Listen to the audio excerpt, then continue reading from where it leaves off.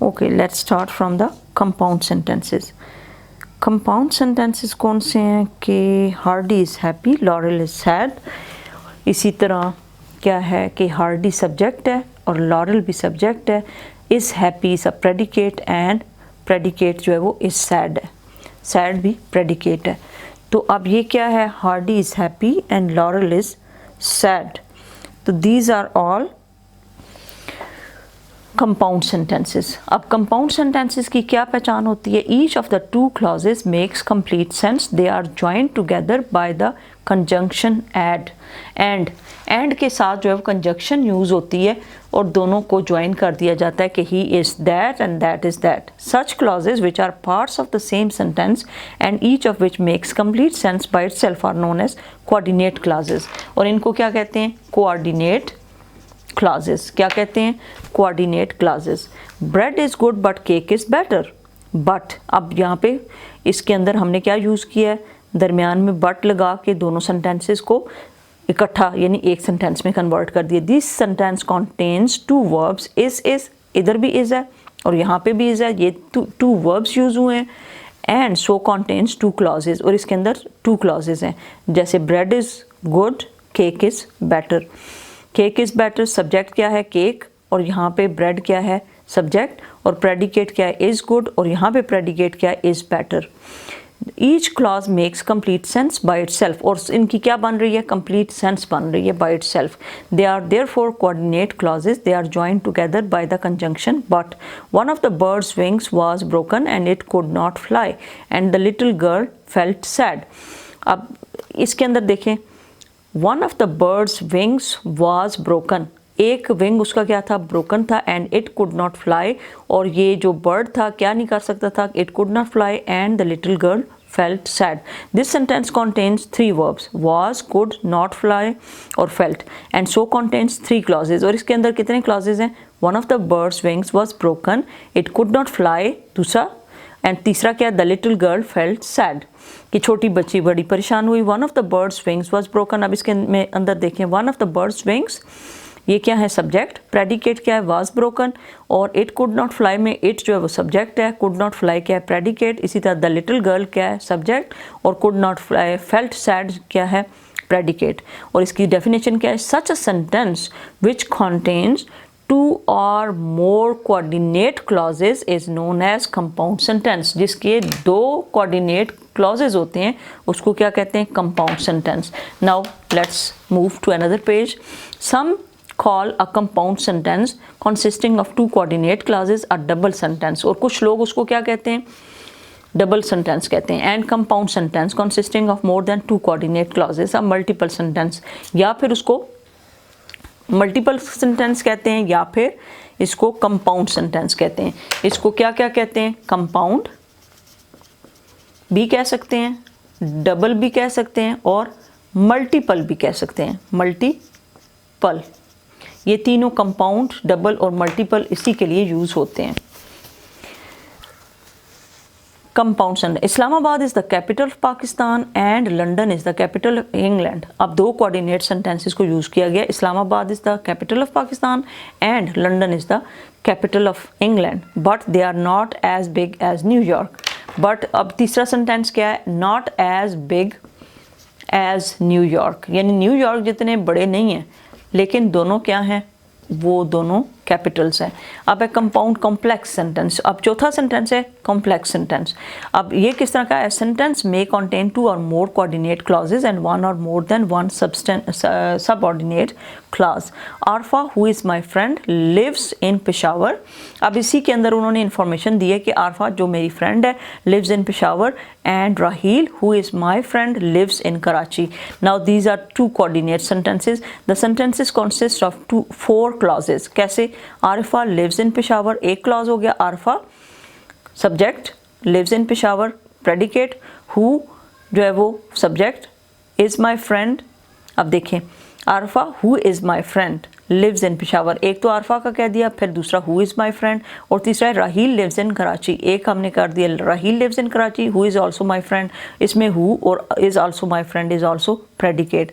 तो इसमें तकरीबन कितने सेंटेंसेज हैं? Each of the clauses 1 and 3 makes complete sense by itself, but none of the clauses they are coordinate clauses, and clauses 2 and 4 are subordinate clauses. The two coordinate clauses are joined by the conjunction and.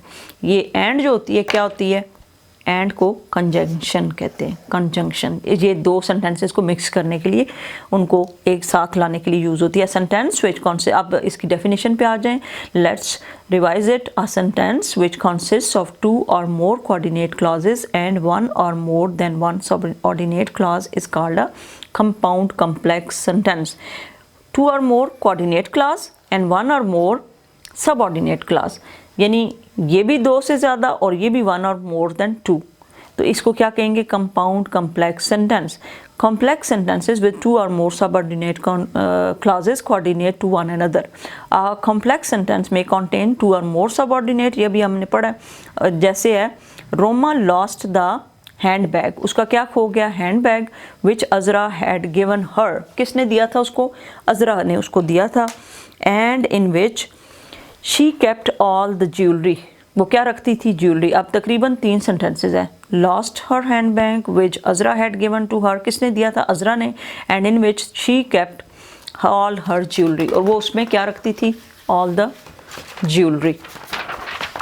Then is there are 3 verbs in the sentences lost, had given and kept. कितने हैं, lost, had given, kept. So the sentence contains 3 clauses. Roma lost the handbag, एक हो गया Roma lost the handbag predicate, फिर which Azra, which जो है वो अजरा हो गया subject, predicate which had given to her, in which she kept all her jewelry, she is the subject and kept all the jewelry is the predicate. The clause Roma lost the handbag is the main clause. Main clause कौन सा है, Roma lost the handbag.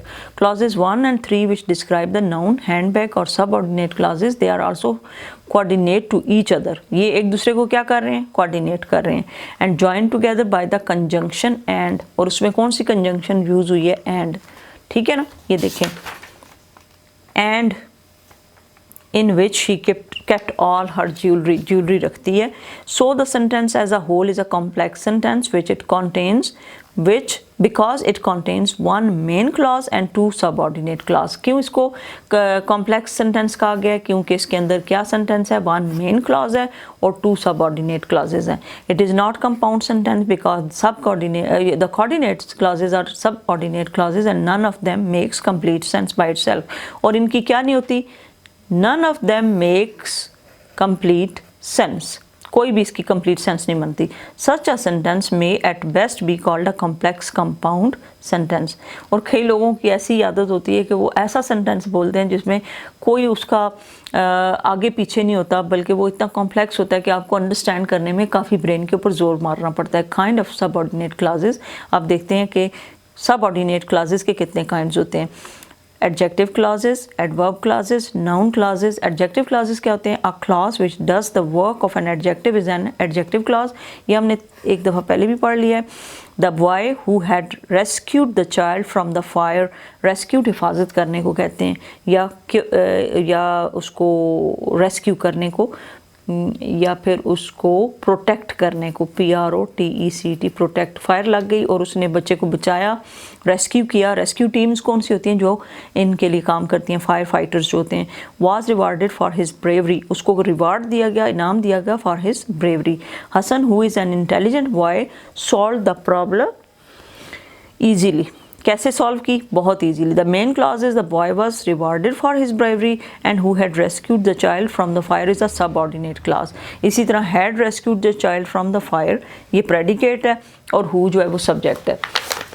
Now it qualifies the noun boy in the main clause. It is therefore a subordinate adjective clause. Similarly, in L, who is an intelligent boy is a subordinate adjective clause. Subject क्या है, who, और predicate क्या है, is an intelligent boy.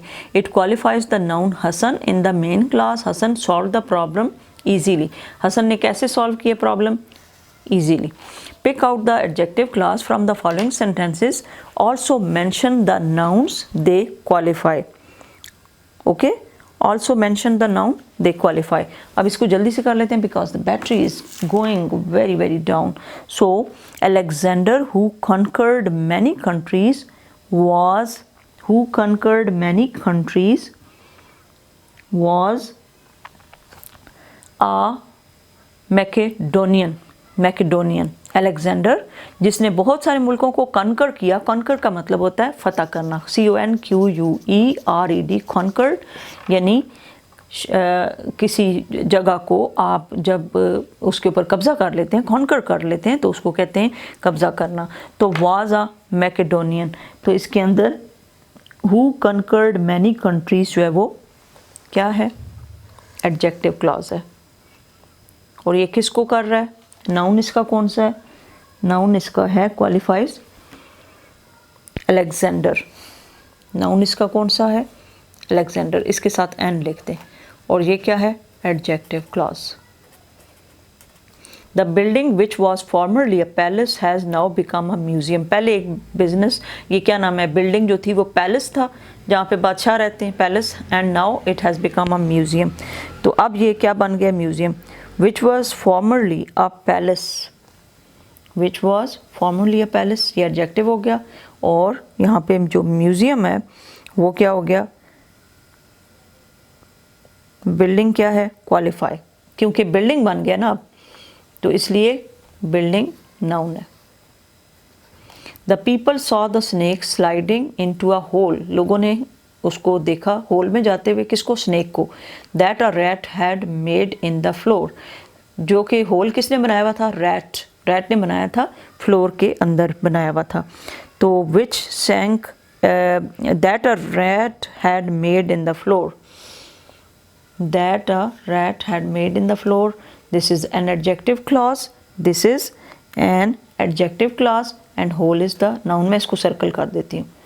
then है the ships, ships कौन सी होती हैं, ये जो दरिया में चलने वाली बड़ी बड़ी कश्तियाँ होती हैं, which sank in the storm, जो डूब गई थी storm के साथ, यानी तूफान आया और वो डूब गई, belonged to a rich merchant, और वो किसकी हैं, यानी वो ऑन कौन कर रहा है, मर्चेंट, एक बहुत ही अमीर किस्म का ताजर है, मर्चेंट, ताजर को कहते हैं मर्चेंट, ताजर, या फिर एक अमीर बंदा जो कि इंपोर्ट एक्सपोर्ट वगैरह करता है उसको कहते हैं मर्चेंट। द शिप्स विच सेंक इन द स्टॉर्म, सेंक इन द स्टॉर्म, ये सारे का सारा क्या है, ये है adjective clause. what it is adjective clause and ships are the nouns। okay, इसको मैंने वैसे अंडरलाइन कर दिया है। the robbers hid in a cave which was high up in the mountains। hide की सेकंड फॉर्म क्या होती है, hide छुपना, hid, और फिर आ गया third form hidden, third form क्या है, hidden। तो इसको क्या पढ़ते हैं, hid यानी छुपाना। The robbers hid in a cave which was high up in the mountains। तो इसके अंदर which was high up in the mountains, which was high up in the mountains, this is adjective clause